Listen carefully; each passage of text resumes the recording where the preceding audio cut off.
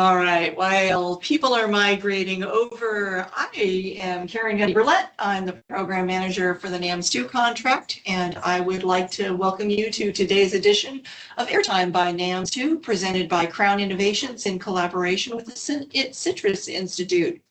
This is a series of seminars on advanced aviation, interesting research, and innovative methodologies in AAM and air traffic management. And today's topic is from autonomous systems to epistemically aligned human AI teams for advanced air mobility. And the speaker today, Xiaodan Kong, is an associate professor in the Department of Mechanical and Aerospace Engineering at UC Davis. He is affiliated with the UC Davis Center for Space Exploration Research and the Center for Neuroengineering and Medicine.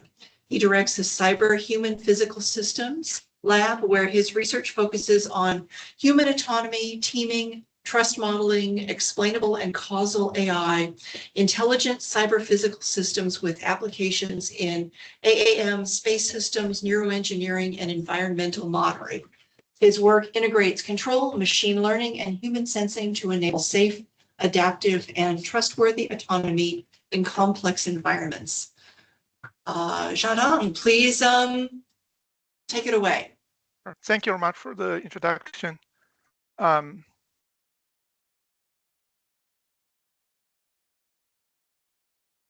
So I believe in the previous few talks, my colleagues has focused on autonomous systems. So today I'm going to talk about a topic that is slightly different, which is human AI teaming, particularly in the context of advanced air mobility. I think all the audience have read the AAM national strategy. Probably some of you are involved in the drafting of that document. But there are two major takeaways from my own perspective. I think the first takeaway there is, so AI is still needed, okay, because of it's needed because of the in future advanced mobilities. So it involves dense, distributed, and high tempo operations. And if we want to make advanced mobility scalable, and we need AI. So on the other hand, so humans are still needed.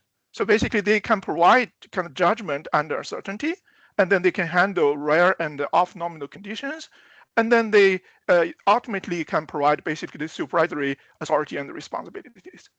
So my argument here from the start is that so advanced air mobility is not a human versus AI problem; it's actually human AI problem. So if you accept this argument, and then the question is basically why kind of autonomy alone is not enough. So even though the AI becoming better and better, but then they still encounter sometimes these unseen and sometimes these off-nominal situations. And then particularly this is the case in advanced air mobility, where the system may encounter kind of scenario that are not covered in basically the simulation or flight testing or training data. So again, my argument is basically advanced air mobility is neither a human-only problem nor an AI-only problem. It requires effective human AI teaming. And then the question is how we can do that. And then currently, I believe that the current human AI collaboration paradigm is still insufficient, insufficient. So on the one hand, we have these many of these AI models or AI systems. They are a black box in nature, so they can provide you the recommendation or decision, but they do not provide you the reasoning underneath that particular recommendation. So this may make the intervention timing and trust calibration difficult. So even though in recent years we have seen the emergence of this, which is called the explainable AI or XAI, so they're able to allowed us to kind of look underneath the hood to basically get some idea about basically essentially the reasoning that the AI is using in order to generate that particular recommendation. But then it still suffers two major issues. The first issue is basically many explanations are still post hoc rather than interaction oriented. And secondly, the explanation often remains one way. It's basically the explanation are from AIs to humans instead of involving humans to let humans to revise, refine, or co-construct the system understanding. So Therefore, so the kind of the main takeaway here is basically what is needed is just not just explanation, but some kind of shared, adaptive, and two-man human-AI reasoning. So that's the reason why we have the phrase epistemically aligned human-AI teaming in my title. So essentially what I mean by that is we want the alignment between humans AI to represent system state, anomalies, causes, uncertainties, and also actions. So what I'm going to do next is I'm going to present you 3 of the research directions that we have taken or we are currently working on right now in the context of this particular topic. So first of all, I'm going to talk about explainable anomaly and causal reasoning. So in this case, we are enabling the AIs to explain themselves to humans. And then second direction is real-time inference of human cognitive state. So in that case, we are making humans legible to AIs. And the last direction is human in the loop model construction and the refinement. So this is the most bidirectional research direction. In that case, a human do not only take the input or output from the AI, but then they are actively involved in the construction and also the refinement of the kind of the AI's understanding. So let's start from the first theme of first direction, which is explainable anomaly and causal reasoning. So in this case, the human I have in mind include pilot, operators, or air traffic controllers. So the goal here is, again, we want to make the AI explain to humans the reasoning. So we can think about this in the context of this AAM scenario. So in this case, let's assume or let's imagine that we have a eVTOL, which is approaching this vertiport, and then all of a sudden experience this kind of like this building induced wind, and then at the same time, the vehicle or the operator also observe, let's say, kind of unstable lateral oscillation, and also maybe in the meantime some high power draws, and also maybe in the meantime some low navigation confidence. And then the human, in this case, the human operator may have the question is, first of all, what happens? Okay, and secondly, what may cause this particular let's say a fault or anomaly, which is lateral unstable lateral oscillation. So essentially, the task that we are, or the problem we're trying to solve here is this particular pipeline. We want the AI to first of all observe the abnormal behavior, and second, to describe that in a way that is understandable to the human, and thirdly, or most importantly, to explain that particular abnormal behavior causally, to find out essentially what is the actual cause of that particular abnormal behavior. So that's basically our pipeline. And then let's start from the first task, which is a kind of abnormal behavior explanation. So in this case, so the way that you can think about the setup of the problem is we are given these abnormal trace. Okay, let's say we observe this unstable lateral oscillation.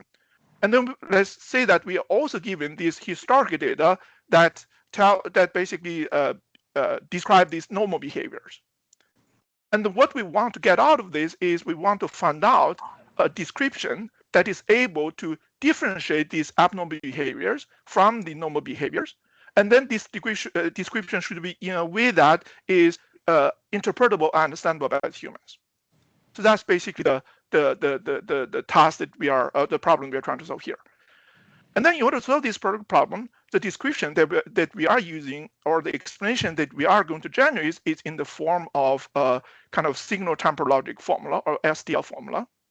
And then that formula can be used, like I mentioned, to differentiate the normal from the abnormal behavior, and in the meantime remain interpretable to humans. The first question that you may have is basically why we use signal temporal logic STL. The reason for that is kind of advanced air mobility or several physical system anomalies are generally temporal. So maybe they're related to sustained deviation, oscillation, delayed response, and so on and so forth. And then this signal temporal logic is actually a kind of not perfect, but appropriate formulation that we can use to capture these patterns in the form that is, first of all, human interpretable. I'm going to give you an example later to show you that is the case. And secondly, they're able to codify these temporal patterns. And thirdly, which is also most importantly, they are machine checkable and also quantifiable. So here is an example. So what you see here is, so this is a toy example. So x-axis here is the time. And the y-axis here, you can think about these are the lateral tracking error. And then let's assume that the red trace or red trajectory here corresponding to a kind of like the abnormal behavior, and then the blue one corresponding to the a normal behavior. And what we want is we want to of some kind of description that is able to differentiate these two behaviors. And that's kind of like the formula that you see here. Give me a second. The formula that you see here is actually the SDL formula that is able to differentiate these two behaviors apart. The way they read it is as follows. So this G, you read it as always. And then the subscript here, so this is the time bound or time range of that particular operator. So this means that from 4 to 10 minutes or whatever the time unit we're using. And the sigma 2 here stands for the lateral tracking error. And then bigger than 1.5, you can pretty much read it normally. And then the way that you can translate or parse this formula into English, which is during the final approach, so the lateral tracking error, sigma 2, is always greater than 1.5 meters between 4 and 10 minutes. So essentially, we are able to use this formula to differentiate these two different behaviors there. And then, as you can see, it's able to capture these temporal kind of patterns there, and then even more complicated ones. So for the sake of time, I'm not going to give you those examples. And then the question is basically how we can learn such a formula from the data we have, okay? And the way that we solve this problem is we formulate this, the fault explanation problem, as an optimization problem. So essentially, we are given two sets of data. So those normal behaviors and abnormal behaviors, and we want to learn a formula, okay? And the way that we learn this formula is by minimizing this cost function. And this cost function has two terms here. The first term characterizes the classification performance. So like I mentioned before, we want the formula to be able to differentiate the normal and abnormal behaviors. And the second term here penalize complex explanation. So basically, we want the explanation to be as short as possible, and in the meantime, can still differentiate these two different type behaviors. And the way that we quantify the classification performance is by using this definition or this mechanism, which is called robustness degree. So let's say that we have a formula, or we have a formula phi, and we have some trajectory or traces or some behaviors xi, and then the robustness degree of that particular trajectory with respect to the formula quantifies how strongly that trajectory satisfies or violates the formula. So if the degree is positive, it means that the trajectory satisfies the formula. So if the degree is negative, it means that the trajectory violates the formula. And also, it's a degree of satisfaction. So if you have a trajectory with a very positive robustness degree, and they have another one with a less positive robustness degree, a smaller robustness degree, and then the one with a larger robustness degree will be harder to make it violating basically the formula. Okay, and the reason why we are using this robustness degree is basically this allowed us to have this cost function which is differentiable. Okay, and that is make it suitable to a lot of the machine learning and the optimization method. So this is an example. Okay, so in this particular example, so we are utilizing this NASA testbed, and what we've done here is we inject a particular fault on one of the load, and in the meantime we collect data at this different with different sensors, and then we feed all this different data into our algorithm, and then this is basically what our algorithm is able to generate. And hopefully at this point you're able to read this formula. So the way that you read it is basically it's always true that between 52 and 120 units, time units, and then this particular signal is always going to be smaller than this particular threshold. And you can clearly see that. So this particular formula is able to differentiate the normal behaviors from the abnormal behavior there. Okay? So that's the first step. So the first step is we're able to generate an explanation to explain so what happened. And the second step is now we want to infer so which upstream event or conditions may actually cause this particular abnormal behavior. So essentially now the question is, so what actually causes or what causes this particular abnormal behavior? Okay, so in this case, we are moving from interpretable anomaly description to causal fault explanation. So what we want to get out of this is something like this. So we have observed this abnormal behavior, some effect event, and we want to find out what might be the cause of that particular event, and then we call this cause event. And then we want to make sure that there's really a causal relationship between the two, instead of some other relationships. Okay, so that's basically essentially the second problem we're trying to solve here. We want to generate these causal fault explanations. And in order to do that, we first of all have to introduce a notation which is called actual cause. And then in order to understand this, first of all, let's go back to the problem that we talked about before. Okay, we have observed this off-normal behavior, which is this lateral oscillation. And then in the meantime, we observe the let's say building-induced crosswind and also elevated power draw. Okay, and maybe some other events as well. And the question is, we want to find out what is the actual cause of this particular fault, which is this unstable lateral oscillation during final approach. So let's assume that. So this is what you're seeing here. So this is the kind of the causal graph underneath what is happening. It's underneath the kind of the phenomena that we're observing here. So we have three different events. So first we have this U, which is the crosswind. And then we have this X, which is elevated power draw. And we have this Y, which is lateral oscillation. And then let's assume that for the sake of argument, so the crosswind causes the elevated power draw, and it also causes the lateral oscillation. And I think most of us is able to figure out that if this is indeed the case, and then we are going to observe a kind of correlation between the elevated power draw and also the lateral oscillation. Okay, but I think all of us we agree that so the elevated power draw in this case is not the cause of the lateral oscillation. The crosswind is the actual cause of the lateral oscillation. So this is the famous saying that so correlation doesn't equal causation. But a lot of the machine learning algorithms actually they are relying on this stochastic correlation, and therefore they may not be able to capture basically the causal relationship that we are trying to find out there. So in order to formalize the kind of the causal relationship, and we are using this definition or this concept which is called actual cause. Okay, and then an event is an actual cause if it satisfies two conditions. So first of all, it has to be sufficient. So this means that when the cause occurs, then the effects always follows.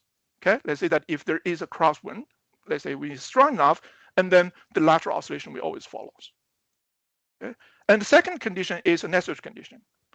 So it said that if the cause were removed, if we remove the crosswind, and then the lateral oscillation would not have occurred, even though we may observe the elevated power draw. Okay, so this is a counterfactual situation. It's basically we are conducting counterfactual reasoning there. And if you think about it, this is pretty much kind of intuitively how we think about cause, right? It's basically, and then sometimes we even use this in basically law in some other areas. And then, but then this kind of the definition or this mechanism of this actual cause actually allows us to codify that particular intuition. And then it turns out that this the definition of actual cause is not enough for us to reason about kind of advanced linear probabilities and also cyber physical system. The main kind of insufficiency there is again temporal relationships. Okay, so these causes and effects are rarely instantaneous; they unfold over time. So what we need to represent include, for instance, when the cause occurs, how long it persists, and when the effect appears, and whether the effect is transient or persistent. And then the current definition of actual cause cannot capture those. So that's why we introduce a kind of mechanism or a method which is called a causal signal temporal logic. Okay, and then so what we have here is first of all we have this phi c and phi e. So these are standard signal temporal logic. So this stands for, this is the cause event formula, and phi e stands for the effect event formula. And we have this do operator here, stand for intervention. You basically intervene on that particular cause. And then this arrow here stands for lead to. You read this as lead to. It's basically, you can think about this kind of like a stand for some kind of causal temporal relationship. So the way that you read this formula is, so you intervene on this particular cause, and that will lead to that particular effect. Okay, so that's the syntax of this particular formula. And what about the semantics? Okay, and then so here we are borrowing so the kind of the sufficiency and the necessity from the actual cause.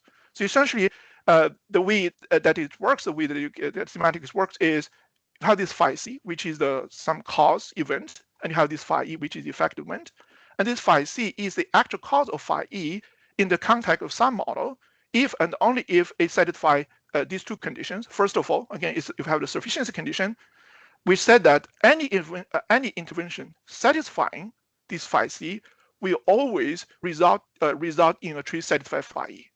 Okay, if there is a trace intervention satisfy this, and that will always lead to this phi e. And the second one is the counterfactual one. We said that, so there exists an intervention violating phi c, which will result in a trace violating phi e. Or equivalently, so if phi c has not occurred, and then phi e would not have occurred. Okay, again, so this is the counterfactual reasoning. And we can also quantify these two conditions by introducing the degree of sufficiency and the degree of necessity. So the degree of sufficiency tells us how strongly the effect follows when the cause is occurred, and the degree of necessity tells us how strongly the effects disappeared when the cause is removed. Okay, and then after introducing this degree of sufficiency and degree of necessity, and then now the causal explanation problem becomes an optimization problem again. So remember, in this case, we are given a model. You can think about this as a digital twin of the vehicle that we are studying. And we have the abnormal and normal behaviors, okay? And then let's assume that based on the method we talked about in the previous task, we're able to find out some abnormal behavior, some kind of like effect formula describing the abnormal behavior. And we want to find out the actual cause of that particular abnormal behavior, okay? And the way that to do that is by maximizing this particular reward function. Okay, it includes a degree of sufficiency and degree of necessity. So essentially, we want to find a formula that maximizes the degree of sufficiency and also the degree of necessity. Okay, and then so we test our algorithm with this particular example. So this is not an AAM example. This is actually a space example. So in this case, it's actually an ECLA system, environmental control and then lab support system. So this is our kind of like test bed. We have this physical test bed, and we have the digital model of that particular test bed. So what we have done here is basically, so these are the piping diagram. So what we've done here is we artificially inject some fault at these two walls. There are two walls here, and we artificially inject some fault. And then the question is, so the problem we're trying to solve here is, so with this, so whether we're able to isolate and then to identify the fault that we have artificially injected. So that's basically the problem we're trying to solve. And then this is the data that we collected. So the first, these are just there are many other sensors there, but then here I just showed you the sensor reading from 3 of the sensors. Okay, so at Watt 1, Watt 2, and then also the CO2 concentration. Okay, you can clearly see the difference between the normal and abnormal behavior, which is basically there is some kind of difference. These are deduction of this CO2 concentration for the abnormal behaviors. Okay, and then after utilizing our algorithm, and we're able to, of course, first of all, to kind of like to differentiate the normal from abnormal behavior. So that's what we have done in step 1. Okay, we have this phi e, which describes the difference between the two, and then we're also able to learn to infer these two causes. Okay, so the first cause here corresponds to the fault at Watt 1, and the second cause here corresponding to the fault at Watt 2. Okay, and then we are able, so we artificially inject this fault, and by using our algorithm, we're able to isolate and to identify this fault that we have artificially injected.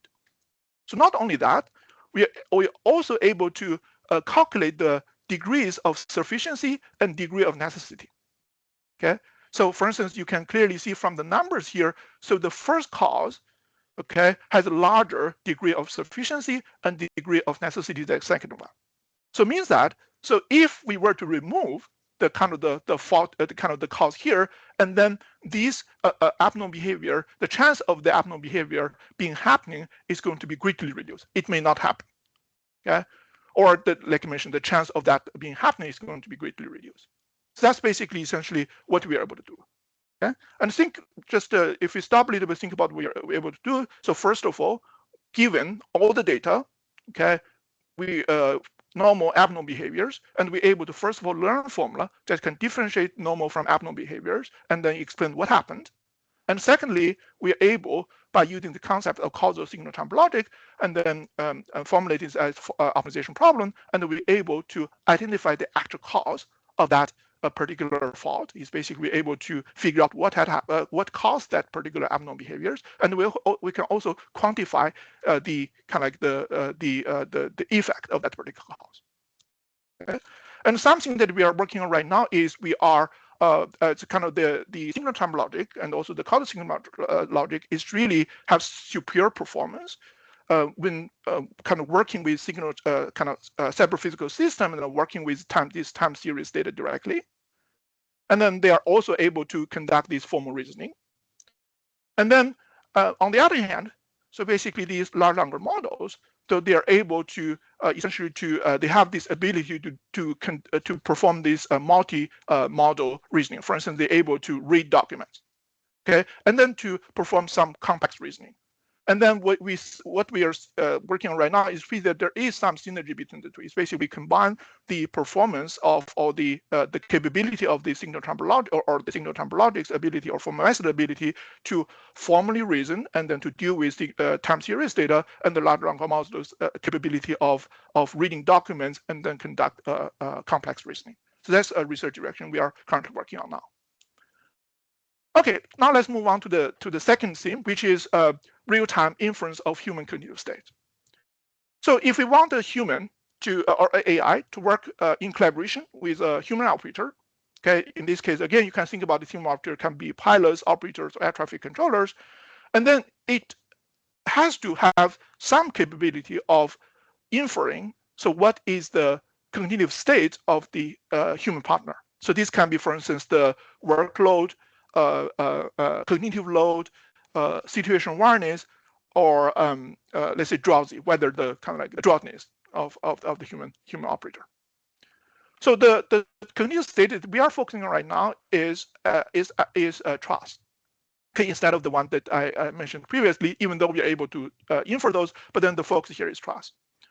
So one question you may have is basically why trust?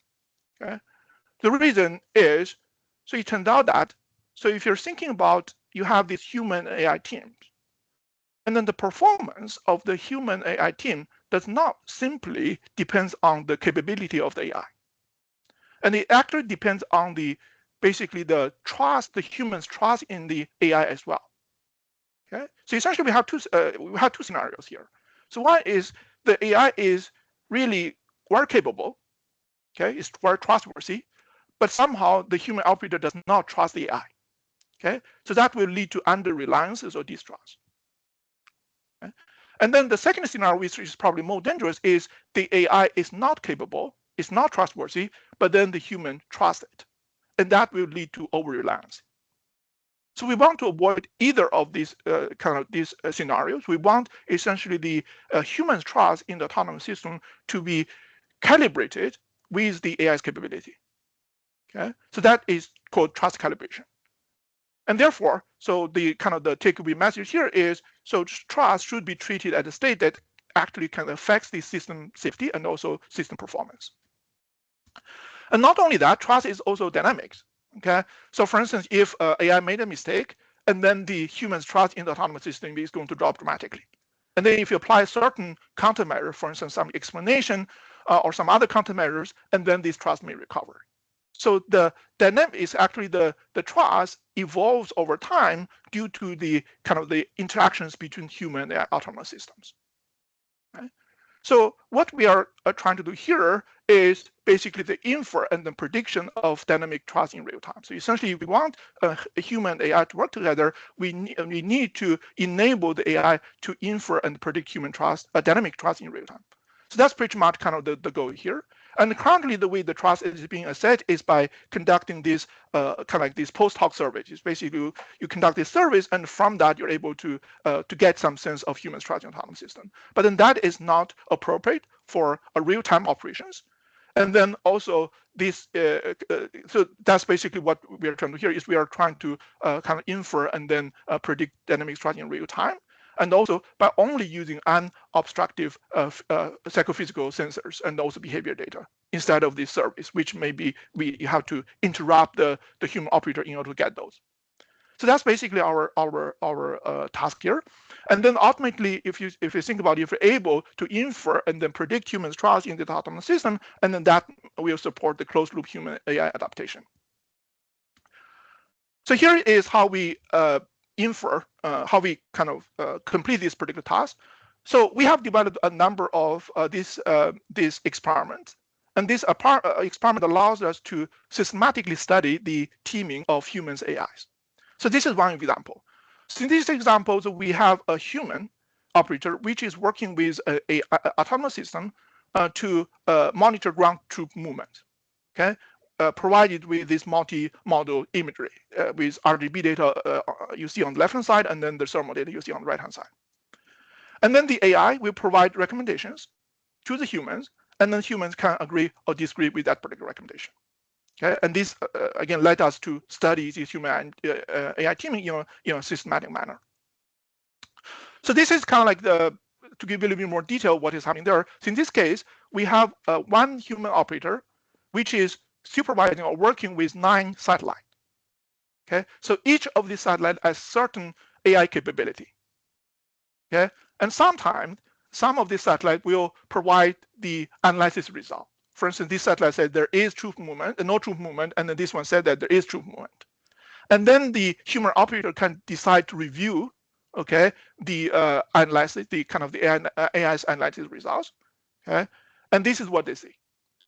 So first of all, they see some the kind of the recommendation or the classification provided by the AI. So in this case, AI said that there is troop movement, and secondly, AI provides some explanation. Sometimes it can be very short and very robotic-like, and sometimes it can be human-like. Okay? So underneath this, what we're doing is we are tuning 2 knobs. The first knob is the AI's capability. It's basically, for instance, the accuracy and then some other matrix that we can tune. Okay, and that allowed us to, so that's one of the knob we can tune. And the other knob we can tune is basically this explainability of the AI. Okay, and these essentially allowed us to to manipulate to affect the human's cognitive trust, which is related to rational reasoning, and also affective trust, which is related to their emotion. Okay, and by manipulating these, the kind of the performance of AI and also explainability, and we're able to essentially affect both of these 2 trusts. Okay, and then the human, they can decide, kind of they can inspect these kind of the RGB image and also thermal image and some information about satellite, and then they can eventually decide whether they agree or disagree with this particular with AI for this particular case. Okay, and then during the experiment, so we collected this multimodal data. So we collect these psychological signals, including EEG, FNIR, ECG, heart rate, EDA. These are basically sweat, and then also gaze and also behavior markers. Okay, and in the meantime, we also sometimes administer this kind of like in-task trust self-report. So essentially, we ask them these simple questions, and then these will be served as the ground truth for our model. Okay, so one thing that I want to kind of like to clarify here is, so we collect this to provide the ground truth. So in practice, so you can think about in operation, we are not going to conduct or implement this survey anymore. So in practice, we want to only use these kind of like these unobstructive physiological sensors, kind of signals, in order to infer those kind of like these trusts. So that's basically our goal there. And the way that we infer and predict human trust is by adopting a dynamic system perspective. So essentially, our thought here is we treat trust. Trust is modeled as a latent dynamic state. Okay, it's latent, it's hidden, and then it's dynamic evolving. But it can be inferred from these noisy physiological observations. Okay? So this is our model. So I'm not going to in detail of our model, but then the way that I can read it is first of all X here. So this X is the latent trust state. Okay, and it evolves dynamically. Okay, it changes over time. And then we have this Y. So these are basically the neural observation, or basically these physiological sensor readings. Okay, and then this function here connect the observation from this and then state together. And then the Z here is the trust. Okay, and then the way that this works is we first of all feed all our data. So we have our physiological sensing data, we have the trust data, and we use those data to train this dynamic model first. And then after this model, and the way that the inference works in real time is, so we are given this physiological observation, we are given Y, and then with the model, together with some state estimation algorithms such as Kalman filter, and we're able to infer X, so which is the latent trust state. And after we get the state, and we can use that basically to predict what is going to be the Z, which is basically the predicted trust or continuous state. So that's basically our model, and then the way that we train our model there. And these are some results. Okay. So first of all, I just want to clarify that all these results are test data. So basically, they're not used in the training at all. So what you see here, the black curves, these are basically the predicted trust. Okay, you can clearly see their dynamics basically changes over time. And then also the red ones, these are basically the predicted trust. Okay, they're not perfect, but then I would say that they kind of our method can do a pretty good job of basically to infer and predict trust in real time. Okay, and across different participants and across different task conditions. And not only that, so since we are able to learn these mathematical or dynamic models, and we're able to use them to interpret, okay, or to generate some insight about what is really happening there. Okay, this may be impossible or hard to do if you are working with a black box neural network model. For instance, if you train a neural network model, it might be very hard for you to explain what is happening there. Okay, for instance, what you see on the left-hand side here. So here we plot the latent trajectories corresponding to high trust, and then those corresponding to low trust. So what you can see here is you can say that is basically you have these two subspaces, one corresponding to low trust, and then the other one corresponding to high trust. And with that information, we are also able to figure out, so basically to quantify the importance of the features in the context of characterizing the dynamic evolution of the trust. Okay, so for instance, here we plot so we quantify the importance across different frequency bands. We have this theta, alpha, beta, and gamma, and also different areas of the brain. Okay, for instance, this is the prefrontal lobe, and then this is the right parietal lobe. And what we were able to find out is actually turned out that the gamma frequency band and also the prefrontal lobe and the right parietal lobe, they play an important role in regulating or in modulating the trust dynamics, that the kind of neural dynamics that is related to trust. So this essentially the model allowed us to link these behavior trust variances to these neurophysiological signatures. Okay, so that's basically what we can do. We're able to infer this trust in real time. And something that we're working on right now is we are working on closing the loop. Okay, now we have the AI has the capability of infer human trust, and what we are right now is to figure out what are some of the countermeasures we can use to allow the AI to affect or to modulate human trust, and that will allow us to close the loop and then to eventually to achieve the trust calibration. So that's the second task, and then the second theme, this last theme, last research direction is human in the loop model construction and then refinement. So like I mentioned before, so right now, previously now we are kind of the AI is able to explain itself to humans, and then we're able to make humans legible to AIs. And now the question is, can we allow humans AI to work together in order to improve the performance of the AI models? Okay, let's go back to the fault diagnosis and then the detection problem. So previously, we have found out ways to explain the AI is able to explain what happens and then explain why it happens. And what we are trying to do here is we are going to move away from this one-way explanation to collaborative model improvement. So for instance, we want to figure out, is there a way that you can allow human and AI together to improve how AI model detect anomalies? And then secondly, how is there a way that you can find, we can allow human and AI together to construct and to refine the causal structure for fault diagnosis? Okay. Let's start from the first one, which is the kind of like the human AI collaboration in the context of fault detection.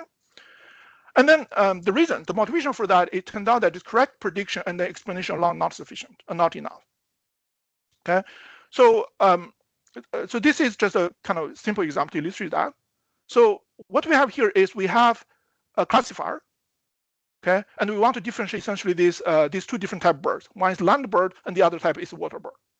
Okay, and then here we're able to train AI model that is able to classify this. Okay, to say this is a land bird and this is water bird. And by utilizing some kind of XAI algorithm or some XAI method, we're able also to figure out basically which features, okay, or which attributions of this data the model is paying attention to in order to generate that particular prediction. So for instance, in this case, so basically, it turned out that for this particular case you see on the left-hand side, even though the AI is making the correct prediction, but it's relying on the wrong information. So in this case, it's actually relying on the background in order to tell these two different apart instead of actually focusing on the bird. Okay, so this is basically, I would say, is unacceptable for safety critical system. So for safety critical system, we want the AI to, first of all, to make the correct prediction, to make the correct decision, and then in the meantime, to make sure that it will rely on the right reason. Okay, otherwise it may have some issues. For instance, for kind of if we want to generalize this for some other cases, and then it might have issues there. Okay, so that's essentially what we want to do. It's basically we want to make sure that the AI will produce the correct decision, and then in the meantime depends on the right reason. So this is another example. Okay, this is in the context of time series data classification. Okay, so here we have these two time series data. Okay, both of them, the AI method is able to correctly classify them as abnormal. Okay, so essentially you have this flat region here, actually this corresponding to the abnormal portion of the time series data. Okay, so these green lines you are seeing here, so this indicates the period that this model is paying attention to. Okay, it's basically the model is attending to this time period. So what you can see here, so again, the blue region corresponding to the ground truth anomaly period, and what you can see here is the first model can actually is making the correct decision and based on the red reason or red period, but the second one is not. Okay?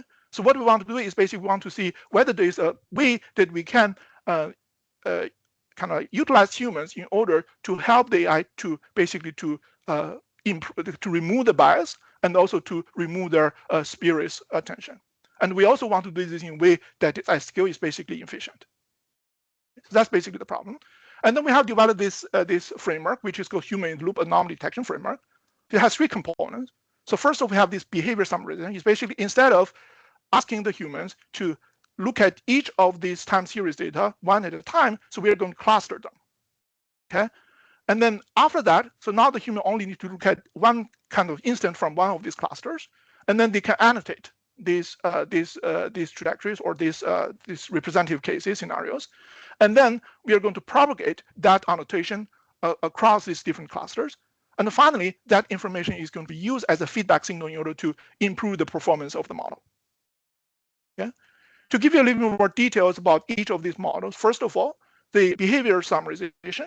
In this case, the way that we do that is we are going to observe this different time series data based on two similarities. One is the signal context similarities, basically how similar these time series look like.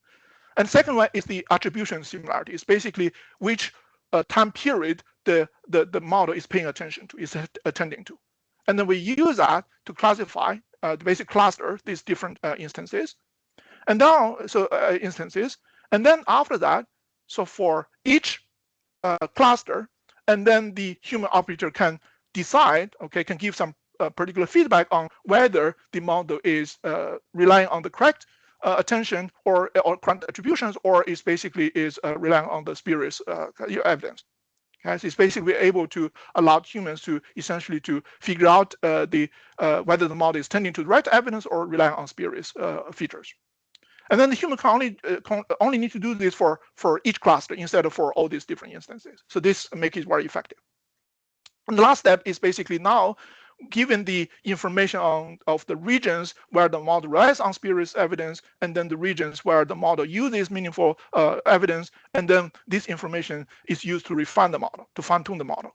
Okay, and essentially the cost function there is, first of all, we want to reduce the attention to spurious regions, and secondly, we want to strengthen attention to the meaningful anomalous patterns, and in the meantime, we want to keep or improve the performance of the AAM model. Okay, and then we apply our method to a number of benchmark cases, including the mass sense lab.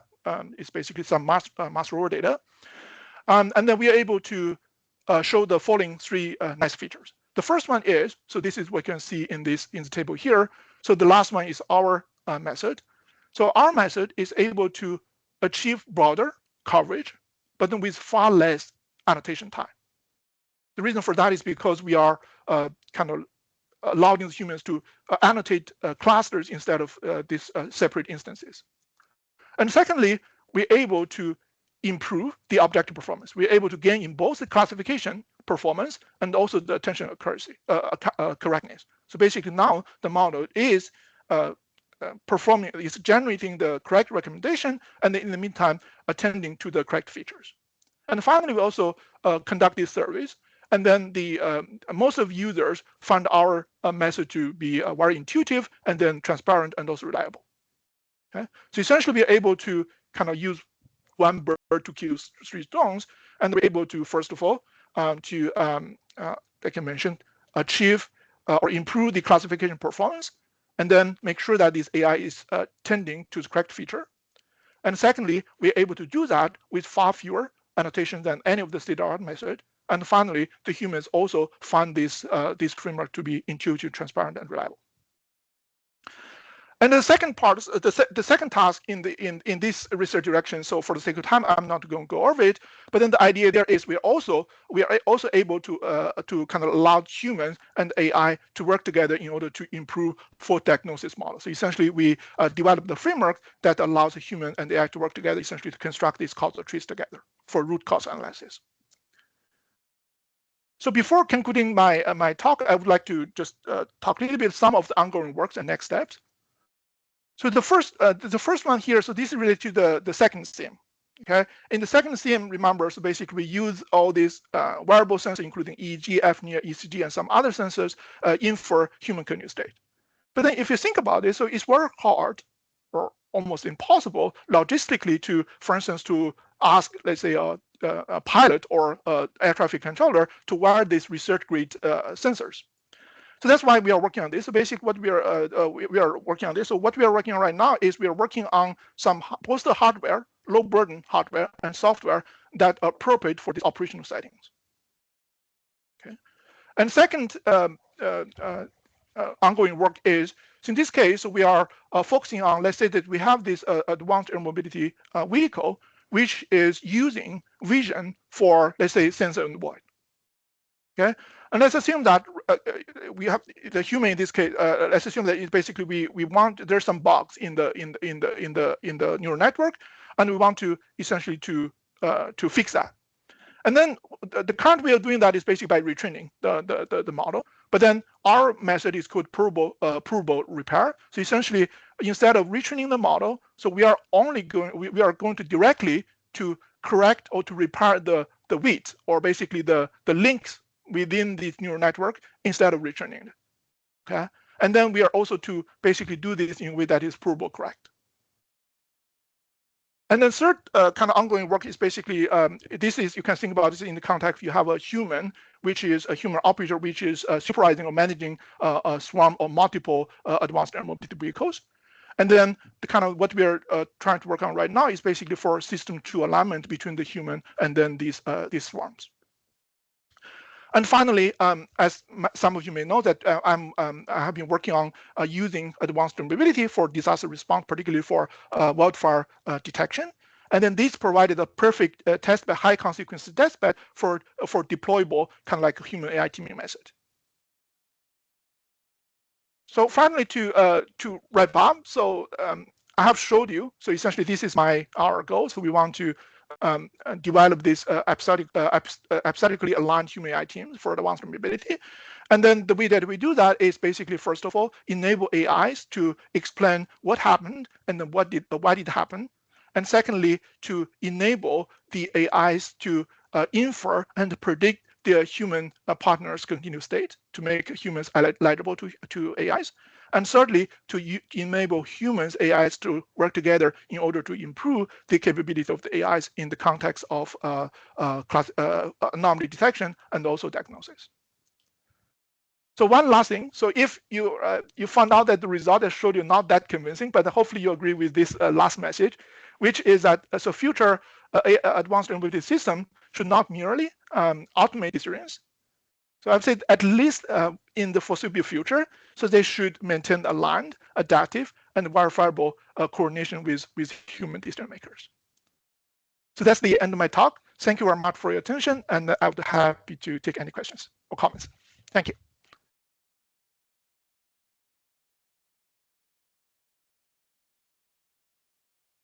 In the room? We don't use that. Oh. Yeah, just speak to your. Okay, sorry.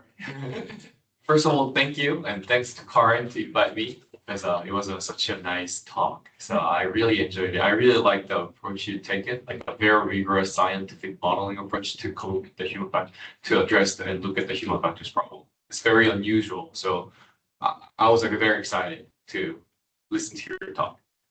But I have Thank a you. question.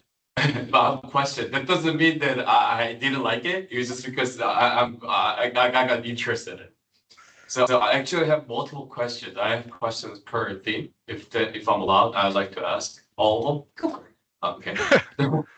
Although we don't have much time left, so. Okay. The first question for the theme one is that we used to look at the precursor to any like a hazardous event. So in order to give and the reason why we are looking for precursor is because we want to make sure there's a sufficient lead time to prepare and then address the straight. So it looks like your causal effect modeling can also work as a precursor to the hazard. But you said you kind of mentioned about the temporal interval. You look at the temporal interval. But in your optimization model, like, do you look at also any type of lead time as constraint or anything like that? Right. So basically, that's right. That's exactly. So what we can do is It's basically able to capture the lead time between a certain cause and also the basically the event, the what we call the effect event, right? So there is the abnormal behavior, and then our signal topology is able to capture essentially there might be some delays or the lead time between the cause and then that particular effect, right? And another thing that is very important is that's why I love this concept of actual cause is not only it looks like look at the temporal relationship. It's basically something happened earlier, and then that always something A always happens before B, but then that necessarily means A is actual cause of that. And then in order to make sure that A is the actual cause of B, you need to be able to do this counterfactual reasoning. If you remove A, and actually B won't happen again. So that's why we need a digital twin. We need a model there. Okay, we need a model to be able to intervene to work to kind of simulate in the model and to see if we remove that particular cause and whether the effect will disappear or not. So it's a little bit more nuances than just looking at the kind of the lead time or basically the temporal relationship there. We'll go on to a second question.